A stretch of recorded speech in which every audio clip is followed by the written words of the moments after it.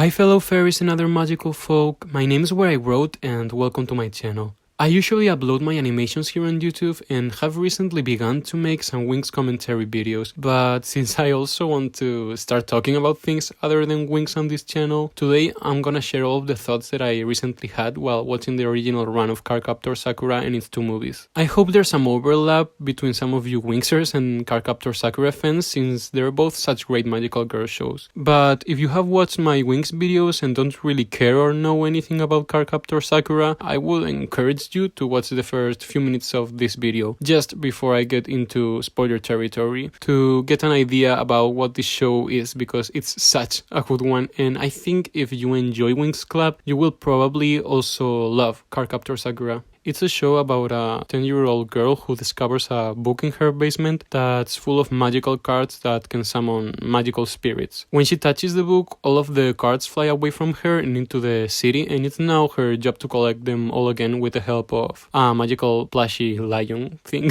called Kerberos and her friend Tomoyo, who designs all of her magical girl outfits. Okay, so I'll begin by talking a little bit about my expectations for the show and the characters, which were quite different from what they actually are. So for some context first, I've always been a huge Sailor Moon fan since I first discovered it on YouTube when I was a kid, and I only began to know about Cardcaptor Sakura because I kept seeing people online refer to it, along with Sailor Moon, as the most important magical girl animes, often comparing the two. And I remember that when interacting with this discourse, the vibe that I got was that the general consensus was that Cardcaptor Sakura was a stronger show with more mature themes and better characters. And so me being a kid, I kind of started holding an internal stupid grudge against this anime. I don't know why. Because of this, I also began to think it was like a darker anime and that Sakura was this gloomy, shy child that constantly felt this weight of responsibility on her shoulder because of having magical powers. So I can't really say how surprised I was when I started actually watching the show and found out that it's completely different from what I thought. So for starters, Sakura is not a dark, gloomy child at all. She's actually a really energetic, adorable, innocent, dreamy and kind kid. She kinda reminds me of Usagi in some ways, like with her willpower and ability to always show empathy and believe in love, but I also found it interesting how different of a protagonist she is from her in other aspects. She's much less of a flop than Usagi, who is a much more comedic character. Like, yeah, Sakura sometimes bumps her head with her baton and struggles with some homework, but she's overall a really popular, athletic and diligent girl. The only other character of whom I knew a bit of info was Tomoyo, but only because I had seen some post on Twitter referring to her as a Yuri icon obsessed with Sakura, so my image of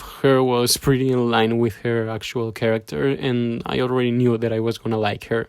And so with that out of the way, let's now start talking about the characters. So about Sakura, I've already said most of what I think about her. She's just really lovable, like such a nice kid, and looks so cute, like her hair is so iconic.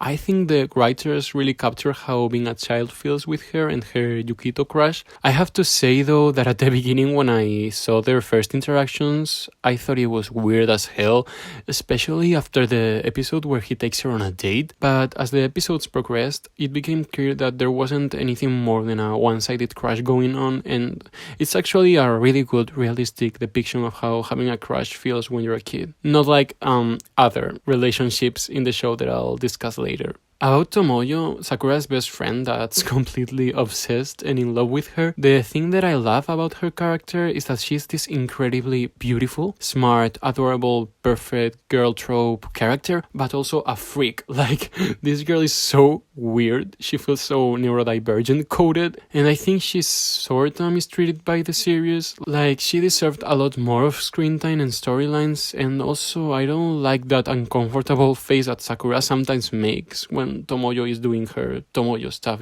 Like, I need them all to stop judging her. And so yeah, her not being more in the spotlight of the show is such a shame because she's such a unique character. Like, I don't think I've really seen many times before this exact combination of traits in a character. Like being so smart, pretty, and having such an unmatched freak. I just love Tomoyo. She's also so funny, like she's the character that I get the most laughs out of because she's so open with her Sakura obsession. One thing I didn't really like is the fact that she's Sakura's cousin. Like, why? It literally doesn't add anything to their relationship. It just makes it weird. I also hate how her mom was also obsessed with Sakura's mother because it makes Tomoyo's fascination about Sakura seem like a weird family freak thing more than the genuine connection and love that it is. Like, I just removed this part from the canon in my head. Then we also have Xiaolang, who is the Chinese kid that comes from Hong Kong to compete with Sakura for the cards, but ends up befriending her, and I just love Xiaolang. I think after Tomoyo, he's my favorite character because he's just so cute. Like, to me, he's just like a constantly angry little cat. I don't know how to express it, but you know, he's very competent and smart at the same time as being so emotionally immature and messy and ashamed of all of his feelings. And his crush on Yukito meant so much to me because I kinda started seeing me as a little gay kid in him, and oh my god, the scenes where he blushes, they're so painfully cute, and I think that they really capture the feeling of having a crush as a kid, like I said with Sakura. Xiaolang's character comes accompanied by his cousin and fiancé, Mei Ling, who I have to say I didn't really like at the beginning, though I love her design. It's just so obviously screaming, I'm the Chinese girl. But well, as the show progressed and we learned more about her and she matures, she became such a compelling character, honestly. I ended up loving the fact that she became friends with Sakura. I love that these two are Chinese characters because it's just really interesting. It widens like the scope of the show and just makes it more unique. Then about Sakura's brother Toya, first of all, he's so hot, like the hottest character ever. I don't know if it's his jerk attitude while being really protective or just his design, the way that they draw him, but oh god. Anyways, trying to put his incredible attractiveness aside, if that's even possible, I think he's a good character but not the best. Like at the beginning I even thought he was kinda annoying because of how rude he was, but that seemed to soften up as the show progressed. And I also had a bit of an issue with how selfless he is. Like, he's always looking out for other characters, but we don't really know much about him or his struggles. I mean, he just feels like a character with no real or serious flaw, so that makes him boring, you know? Like, your only flaw cannot be that you're too good to others.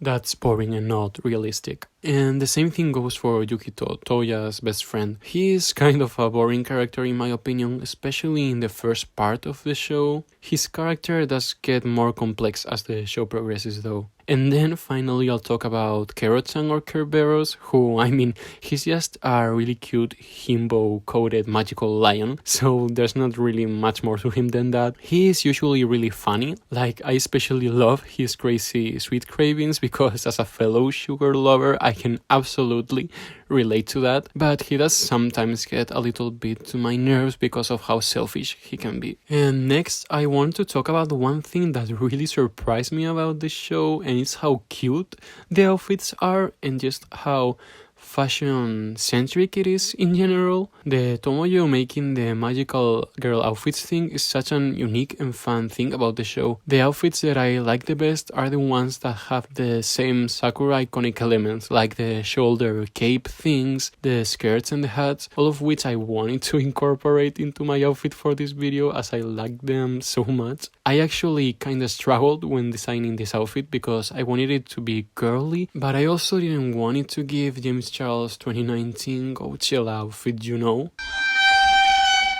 So I hope you like it. But again, to the outfits of the show, apart from the battle outfits, the character's casual wear is also so cute. I especially love Tomoyo's outfits and how much she plays with her hair. She honestly looks so pretty all of the time. Sakura also looks cute in a lot of her outfits, but she doesn't play with her hair as much as Tomoyo. I also really like Toya's outfits. They make him look even cooler and hotter. He has such a handsome, smart boy personal style, you know. And Xiaolang's outfits are also all very cute and look like stuff that I would definitely wear in real life. I also love his combat outfit and his signature shade of green. Overall, he has a really consistent, earthy color palette, and I really like that about him. So yeah, in general, it surprised me how big fashion is on the show, because it's something that I didn't really expect, as the protagonists are children and not teens. So I found it so amazing how many cute outfits were designed for the show. I mean, there's like several outfits every episode, and I don't think there are really repeats, but I'm not sure. And during the first season, there was even a specific section dedicated to the clothes at the end of each episode. It's truly amazing. It made me think about children's fashion more than ever before, you know. And I also want to briefly mention the music of the show, because it's so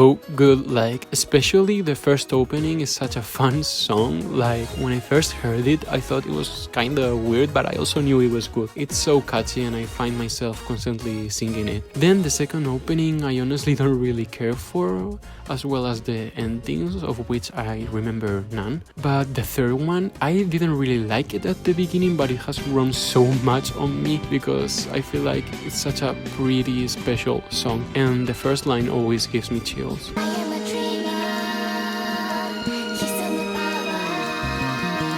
Okay, and now I'm gonna get to talking about the plot of the show itself, so spoiler warning. If you haven't watched the show, I would recommend you to stop watching this video right now. But before continuing, I think it's time to address the elephant in the room when it comes to this show, which is what the hell is up with all of the age gap relationships in the show. And I'm saying age gaps to put it lightly, because there's one relationship that just delves into straight up like with relationships like Mizuki Sensei and Toga, and Sakura's dad and his mom. It's really morally disgusting and despicable, but I guess you can kinda chalk it up to it being Japan and the 90s. Like, it's weird, but we're kinda used to seeing this type of stuff happen in anime. But when it comes to little children being involved, it literally felt so out of place. Like, I don't think I've ever watched an anime that displays this type of relationships in the open. Like, this is such a Cardcaptor Sakura specific thing, and that makes it so weird. And I know that in the manga it's actually a canon relationship, and the teacher said that he was gonna wait until she was older, which takes the creepiness factor of all of this to a completely different league. And probably the most surprising thing about all of this is that the creators of the manga are a group of women named Clamp, which, I mean, maybe it makes it less creepy because all of this would respond to some kind of teacher-student fantasy that they had when they were young, but it also definitely makes it more concerning, because it means that they thought that it was fine to portray a relationship between a literal 9-year-old and a whole ass adult in a romantic light. Like, genuinely, what the hell? It's such a fucked up message to send on a show that children are gonna watch. But, well, let's try to ignore that and talk about my experience watching the show. I loved watching the first arc, which encompasses seasons 1 and 2 and goes from when Sakura discovers the Clow book to when she passes the card's ownership test. Sakura is so cute in this arc, and I was surprised by how realistic the show feels. I don't know how to explain it, but little details like the whiteboard that Sakura's family uses to communicate with each other, or the fact that everything that happens has some type of continuity and nothing's just left to one episode, makes the show's universe feel so alive and real. The dialogues also feel really alive and consistently true to the characters, which are the strongest part of the show in my opinion. Very well written show. As for the plot, at the beginning the show does a great job of having this veil of mystery over it and the Clow Cards, and everything gets taken to a completely different level when Mizuki Sensei shows up and Sakura starts having visions of the future in her dreams. Like, the stakes feel so high in that moment of the show, like at the end of season 1 I believe, like something huge and dark that will change everything is about to happen any moment soon. But then it just kinda goes nowhere because Mizuki Sensei say is revealed to be good in the Cardcaptor test, and she doesn't really do anything plot relevant. Like, she just gives the second opportunity to Sakura, which plot-wise is kind of a silly device. And also, while the Cardcaptor test feels really high stake at the beginning because we meet Yue and he feels so strong and Sakura actually fails, and the scenery is also so epic with the Tokyo Tower in the background, at the end everything is just so easily resolved by Sakura in a Deus Ex Machina kind of way that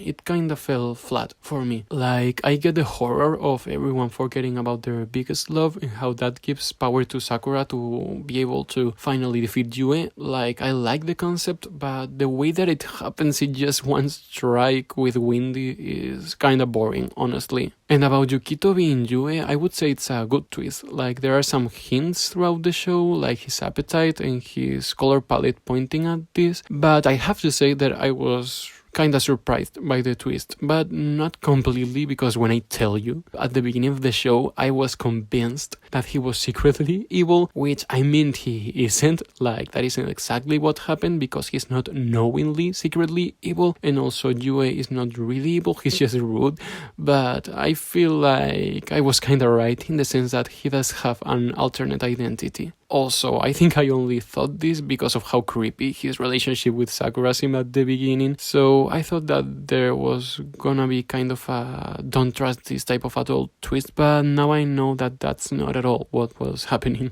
I also want to mention one thing that I didn't like about the first arc, which is when they make Xiaolang start to like Sakura, starting from the second season onwards, I believe. I don't know, I guess that it's what they had planned from the beginning, but I just really didn't like that direction for them. I actually remember thinking at the beginning of the season that it felt so fresh to not have the two protagonists be romantically involved, so you can imagine how I felt when I started seeing Xiaolang blush because of Sakura. I just really love them as this type of brother-rival relationship that they have, with the two of them liking the same guy and having the same objective. So in general, I would say of the first arc that I liked the first season better because, as I said, I started having some issues with some plot points as soon as the second season begins. And I just have to say that after all of this, the show never truly recovered for me, because about the second arc, I still enjoyed the show, but I got frustrated at many things, as all of the things that I had problems with that came up about with season 2 continue in the third season and get explored even further. Also, I think this season starts to have a problem with talking about feelings more than showing character interactions that show their feelings. Like, oh god, so much time is spent just stating each character's feelings for each other over and over again. Like, why am I hearing about how Sakura feels for Yukito for the 137th time instead of just spending that time in more Tomoyo-centered episodes, for example?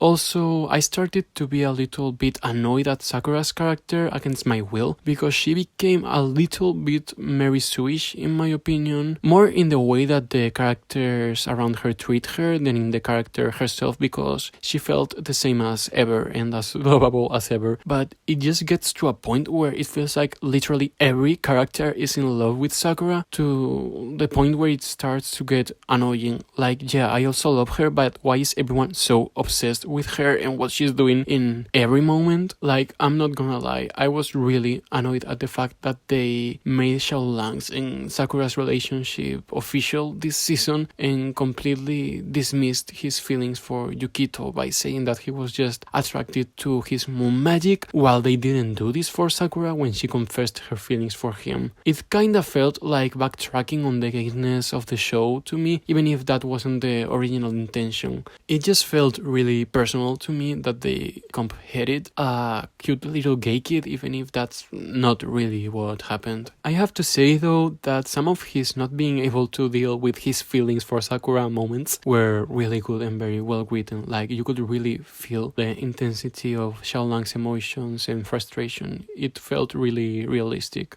And for other things I didn't like, the Toya being constantly interrupted when he was about to reveal the truth to Yukito was so annoying. Like the first few times it was funny, and I get that it's an anime episodic gag type of thing, but it started getting so infuriating when Yukito was literally disappearing and Toya still didn't say anything. It was so dumb, honestly, it drove me crazy. I also felt that they kinda treated how much he knew about Sakura's identity later to be really unclear. Like, he knows about Yukito, and so he knows about Sakura's power, but he still suspects about Kero-chan, but doesn't know if it's a plushie or not. Like, it's weird. And finally, about the new characters, Ariel and his companions. I mean, they have amazing designs, and the companions are kinda charming, but also they're just kinda boring characters because it all ends up coming to nothing at the end. Okay, great gowns, beautiful gowns.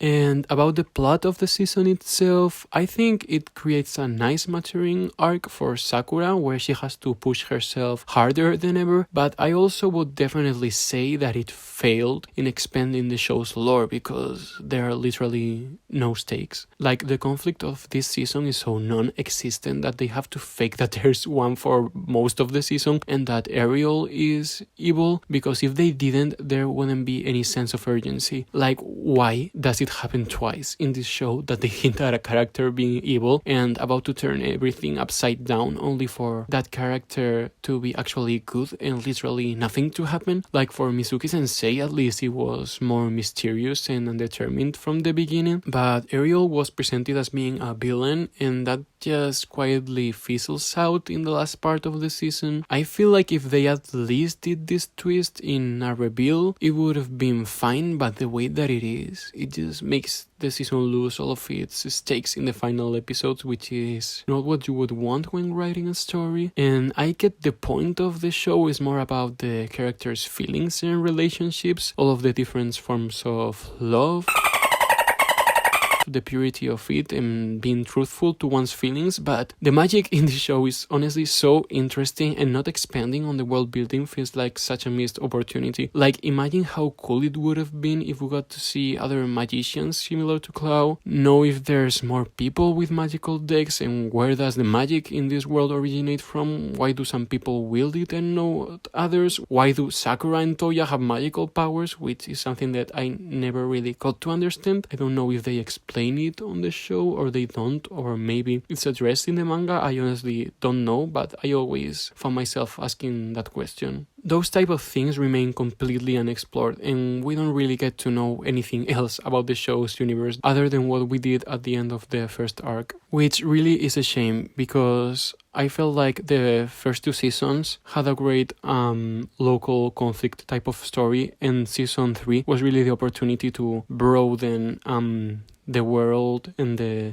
stakes, but it didn't happen. Like, I can't believe the final battle of the show just happens in the temple. Like, everything just takes place in the temple. It's so not epic and so anticlimactic. Like, the fight with Yue at least had the Tokyo Tower and that beautiful scenery going on, but this one was just boring and really low stake. But this season also brought some things that I enjoyed, like the episode where Meilin comes back and she accepts that Xiaolang likes Sakura. I thought that was a really well written arc, but the main thing that I liked about this season is how they amped up the gay for Toya and Yukito. Like, in the first arc, it was more that there were some sass interactions between them and hints that could lead to shipping them, apart from them being like the most stereotypical big dark-haired guy, small white-haired guy yaoi couple ever. But yeah, on this season, when Toya cornered Yukito in that tree and when he put his hand on his cheek, oh god.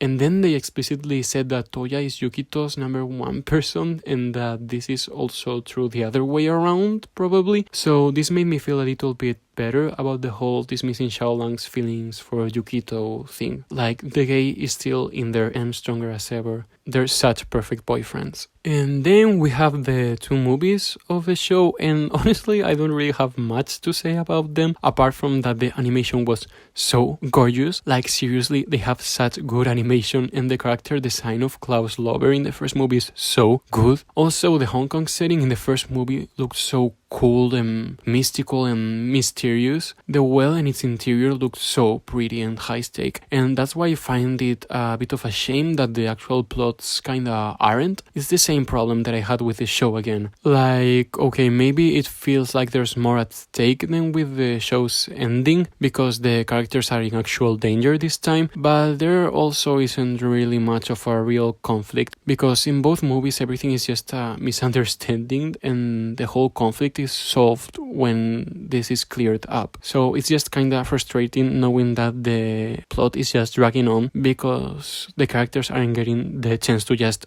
exchange two sentences, you know? And so we've reached the end of the video. I know there's a continuation of the show called Clear Card, and I have actually watched the first 3 episodes, but so far I'm not really enjoying it because the art style is kinda ugly and the characters feel a bit like parodies of themselves, and Tomoyo doesn't really look like herself, and they made Toya into a twink instead of the hot, gorgeous hunk that he is, which is something that I will never forgive. So yeah, if you stayed until the end, thank you so much. I would appreciate it a lot if you gave a thumbs up, left a comment, and subscribed if you're not already subscribed, since I don't think this will be a very popular video in my channel due to it being a different topic and also about an older show that's not really being discussed right now. Like, there's not really anything happening right now that's related to Cardcaptor Sakura. So yeah, anyways, thanks again and see you in the next video. Bye!